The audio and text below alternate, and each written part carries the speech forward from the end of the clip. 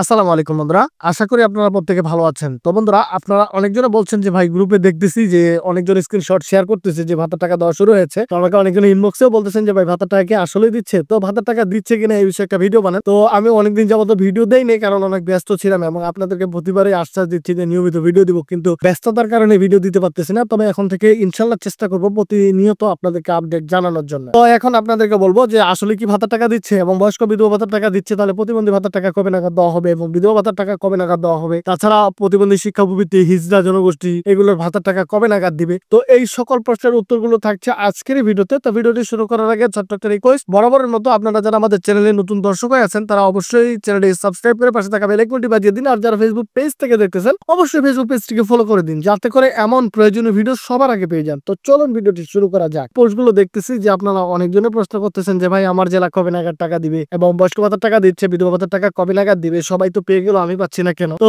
আপনাদেরকে বলি, ভাতার টাকা দেওয়া শুরু হয়েছে বৃহস্পতিবার থেকে। সেটা অল্প পরিসরে টাকা দেওয়া হয়েছিল বৃহস্পতিবারে। তো আমরা আশা করতেছি এবং ধারণা করতেছি যে আগামী রবিবার থেকে আপনাদেরকে পুরো দমে ভাতার টাকা, বৃহৎ পরিসরে আপনাদের ভাতার টাকাগুলো দেওয়া হবে, আপনারা সবাই ভাতার টাকা পেয়ে যাবেন। তো এখন কথা হচ্ছে, আপনারা বলতেছেন আমার জেলা কবে নাগাদ টাকা দিবে, আমাদের ঠাকুরগাঁও জেলা কবে নাগাদ টাকা দিবে, আমাদের দিনাজপুর জেলা কবে নাগাদ টাকা দিবে, ঢাকা জেলা কবে নাগাদ টাকা দিবে। বলছিলাম যে ভাতার টাকা কোন জেলা কবে দিবে এটা কেউ বলতে পারে না, কারণ ভাতার টাকা দেওয়া হয়। তো তাই আমরা বলতে পারি যে ভাতার টাকা যেহেতু দিচ্ছে, আপনারা ধৈর্য ধরেন, সকলেই টাকা পাবে। এবং প্রতিবন্ধী ভাতার টাকা কবে নাগাদ দেওয়া হবে, আমরা আশা করতেছি রবি সোমবারই আপনাদের ভাতার টাকাগুলো দেওয়া হবে। তো আমরা আশা করতেছি রবিবার থেকে সকল ভাতাভোগী আপনারা টাকা পেয়ে যাবেন। তো এখন কথা হচ্ছে, যেহেতু ভাতার টাকা দেওয়া হয়েছে, তো সেক্ষেত্রে আপনাদেরকে সতর্ক থাকতে হবে, কারণ মন্ত্রণালয়ের নাম করে অনেক প্রতারক চক্র তারা আপনাদেরকে ফোন দিয়ে পিন ওটিপি চাচ্ছে এবং আপনারাও সেটা দিয়ে দিচ্ছেন। তো তাদের প্রতারণার চক্করে পড়ে আপনারাও আপনাদের পিন ওটিপি দিয়ে দিচ্ছেন। তো আপনাদেরকে বলবো, আপনারা যারা ইতিপূর্বে আপনাদের পিন ওটিপি দিয়ে দিয়েছেন তারা অবশ্যই আপনাদের নগদ অ্যাকাউন্টে পিনটি রিসেট করে নিন এবং আপনারা নগদ অ্যাপের মাধ্যমে পারলে কেওয়াইসি সাবমিট করে দিন, তাহলে আপনার নগদ অ্যাকাউন্টটি পুনরায় আবার সুরক্ষা হয়ে যাবে। এবং পিনটি অবশ্যই চেঞ্জ করবেন, পিনটি সর্বোচ্চ